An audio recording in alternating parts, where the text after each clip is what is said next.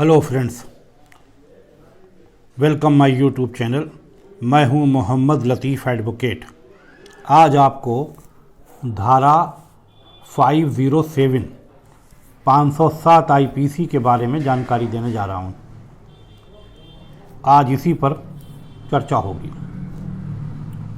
इससे पहले मैंने आपको धारा 506 बताई थी, जिसमें क्रिमिनल इंटिमिडेशन के बारे में बताया था, यानी आपराधिक धमकी के बारे में बताया था। ये धारा भी आपराधिक धमकी से संबंधित है, लेकिन इसमें और उस धारा में फ़र्क है। आपराधिक धमकी की डिटेल से परिभाषा मैंने 503 आईपीसी में आपको बताई है, वहाँ जाकर आप देख सकते हैं। 506 में उसकी सज़ा बताई है और ये धारा 507 आईपीसी है। ये भी उसी से रिलेटेड है, धमकी से रिलेटेड है।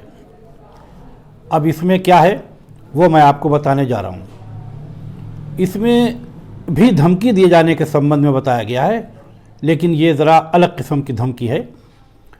अज्ञात व्यक्ति द्वारा, यानी अननोन पर्सन, यानी गुप्त व्यक्ति, कोई जिस व्यक्ति का पता ठिकाना नहीं है, उसने अपना पता ठिकाना नहीं बताया और किसी भी कम्युनिकेशन के माध्यम से उसने धमकी दी, यानी किसी गुप्त व्यक्ति ने फ़ोन पर धमकी दी कि तुमको जान से मार डालेंगे और अपना नाम पता नहीं बताता है वो, या उसने मेल करके धमकी दी या व्हाट्सएप पर धमकी दी, यानी किसी भी कम्युनिकेशन के माध्यम से उसने किसी तरह की कोई धमकी दी हो, या पत्र भेजकर, अज्ञात नाम पते से पत्र भेजकर उसने धमकी दी कि ऐसा काम नहीं करोगे तो हम तुमको मार देंगे, तुम्हारे हाथ पैर तोड़ देंगे, तुमको जला देंगे, तुम्हें बर्बाद कर देंगे।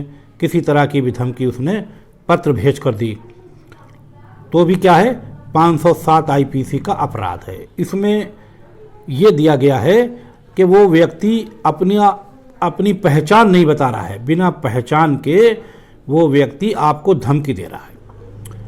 या ऐसे समझ लें कि आप पर कोई केस चल रहा है, या आपके किसी भाई बहन का, किसी सगे संबंधी का किसी से कोई विवाद चल रहा है, और उस व्यक्ति ने खुद धमकी न दे के किसी अननोन पर्सन से, यानी गुप्त व्यक्ति से, अज्ञात व्यक्ति से आपको टेलीफोन पर धमकी दिलवा दी कि आप वो अपना केस वापस ले लो, या वो ऐसा काम आप ना करो वरना आपको जान से मार दिया जाएगा। तो ये कम्युनिकेशन द्वारा दी गई धमकी के बारे में बताता है। किसी भी गुमनाम व्यक्ति द्वारा संचार के माध्यम से दी गई धमकी की परिभाषा बताती है।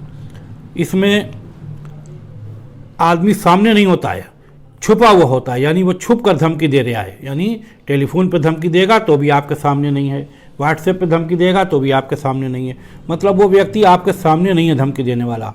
और अगर उस व्यक्ति के खिलाफ आपने थाने में तहरीर दी, आपने केस रजिस्टर करवाने के लिए तहरीर दी, तो उसके खिलाफ धारा 507 आईपीसी का केस रजिस्टर किया जाएगा और उसकी जांच पड़ताल के बाद आगे की कार्रवाई की जाएगी।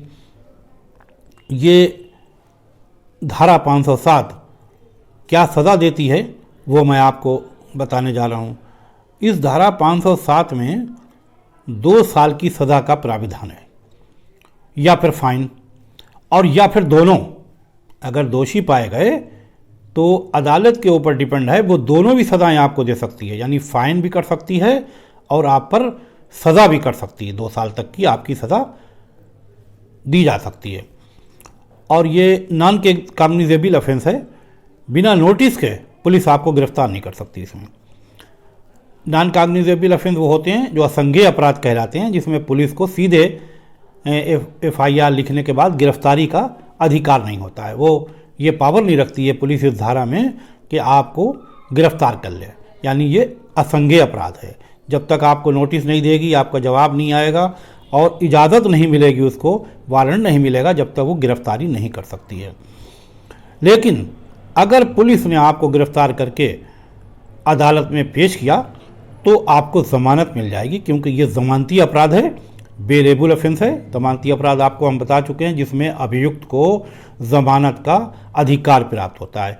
वो जमानत का प्रार्थना पत्र न्यायालय में लगाएगा और न्यायालय उसके प्रार्थना पत्र को स्वीकार करते हुए यह आदेश पारित करेगा कि इसको 2 जमानती देने पर या 1 जमानती देने पर, जैसा भी न्यायालय उचित समझे, इसको छोड़ दिया जाएगा। तो आपने जमानत दाखिल कर दी, 2 जमानती या 1 जमानती, जो भी न्यायालय ने कहा, तो उस अभियुक्त को उसी वक्त रिहा कर दिया जाएगा, उसको जेल उस वक्त नहीं भेजा जाएगा। लेकिन अगर ट्रायल में वो केस हार गया, यानी अदालत इस नतीजे पर पहुंची कि उसने जुर्म किया है, तो फिर वो जेल जाएगा। उसकी सज़ा 2 साल तक की हो सकती है। ये कंपाउंडेबल ऑफेंस नहीं है, यानी समझौता योग्य अपराध नहीं है। इसमें अगर पार्टियां आपस में चाहें कि वो समझौता कर लें, तो वो समझौता आपस में बिना अदालत की मर्जी के, बिना अदालत की इजाज़त के नहीं कर सकती हैं। भाइयों, आशा है कि ये वीडियो आपको काम आएगी, आपको पसंद आई हो तो लाइक करें, शेयर करें और ज़्यादा से ज़्यादा लोगों को शेयर करें और ज़्यादा से ज़्यादा लोगों को जानकारी दें कि दूर से बैठकर भी किसी को धमकी देना अपराध है।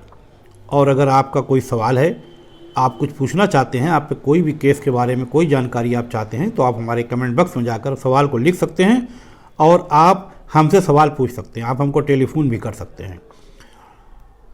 भाइयों, अगर आपने हमारे इस चैनल को अभी तक सब्सक्राइब नहीं किया है या आप हमारे चैनल पर अभी नए आए हैं, तो आप इसे सब्सक्राइब कर लीजिए और बेल आइकन के बटन को प्रेस कर दीजिए, ताकि जैसे ही अगली वीडियो अपलोड हो उसकी जानकारी सबसे पहले आप तक पहुंचे और आपको कानून की नई नई जानकारी मिलती रहे। अगली वीडियो में अगली सेक्शन के साथ आपसे फिर मुलाकात होगी। Have a nice day. Bye bye.